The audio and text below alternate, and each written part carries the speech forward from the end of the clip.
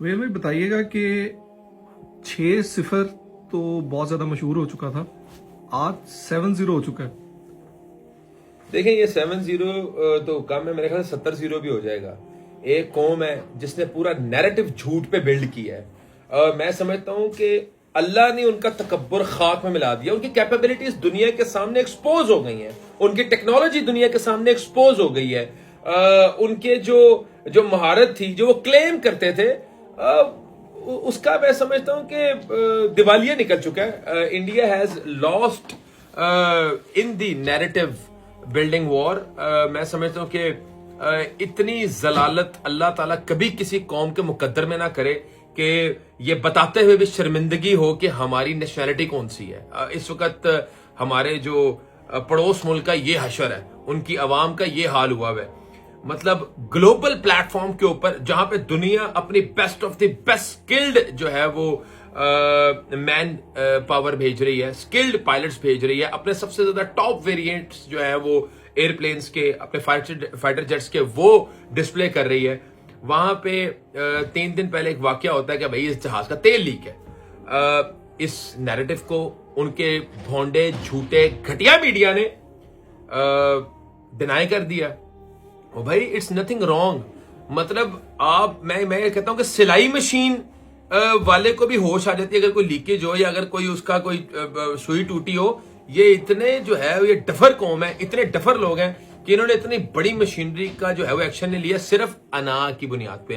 तो इनको जो एक इनके ऊपर लानत बरसी है वो झूठ की बुनियाद पे बरसी है। इनको जो एक जिल्लत का सामना करना पड़ा है वो झूठ की वजह से करना पड़ा है। और अल्हम्दुलिल्लाह इसी वजह से जो है ना, मैं समझता हूँ कि हम लोग सुर्खुन हुए कि हमारा जो मौक़िफ़ था वो सच था, वो हक था, और इसलिए हम बातिल के ऊपर गालिब आए हैं। और इंशाअल्लाह मुस्तकबिल के अंदर भी हम बातिल को यूं ही जलील और रुस्वा अल्लाह ताला की मदद और से करते रहेंगे। 6-0 को तो सुहेल भाई छुपाया जाता रहा और अब अल्लाह ताला ने मौका ऐसा पैदा किया। चलो यार गिनती दोबारा स्टार्ट कर लो, 1-0 यहां से स्टार्ट कर लें, यहां से स्टार्ट हो जाए। अब तो कोई, मैं कहता हूँ ग्लोबल मीडिया था ना, यहीं से गिनती स्टार्ट कर लें तो हम दोबारा पहुंच जाएंगे। वही बात है कि भाई कोई मसला नहीं, गिनती का डिस्प्यूट है, 1-0 से स्टार्ट कर लें। आप अपनी एयरफोर्स और आर्मी को इस मौके पे क्या कहना चाहेंगे?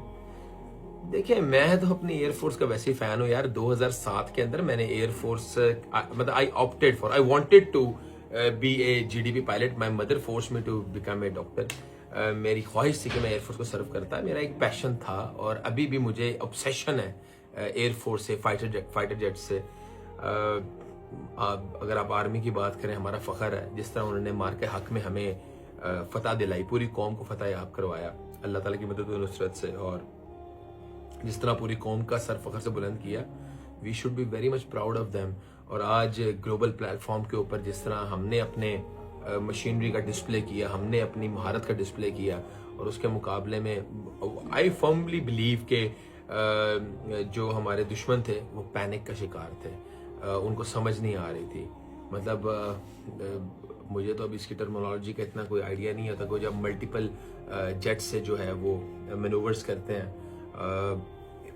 जो इनका जेट था वो सिंगल जेट था, वो कल्ला ही, और उसमें रिस्क होता है। जो आप मल्टीपल फाइटर जेट से मैनूवरिंग करते हैं और हवा में कोई आप मेरे फ्लैग्स भी बनाते हैं तो उसमें रिस्क भी होता है। तो पाकिस्तानी फाइटर पायलट्स ने बड़ी महारत से वो जो है पूरी एक्टिविटी परफॉर्म की, जबकि ये अकेला ही एक हवा में जो है ना खुद ही चकरा के जो है वो जमीन बोस हो गया।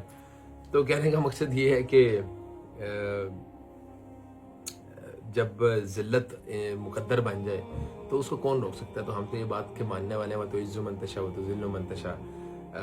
एक इनका एक नैरेटिव था, इनका अवाम के सामने इन्होंने पोर्ट्रे किया हुआ था कि नहीं वी वॉन द वॉर, और हम इन अवाम को बेवकूफ़ बना रहा था एक मीडिया की मदद से। पूरी कौम को गुमराह किया हुआ था इनके मीडिया ने।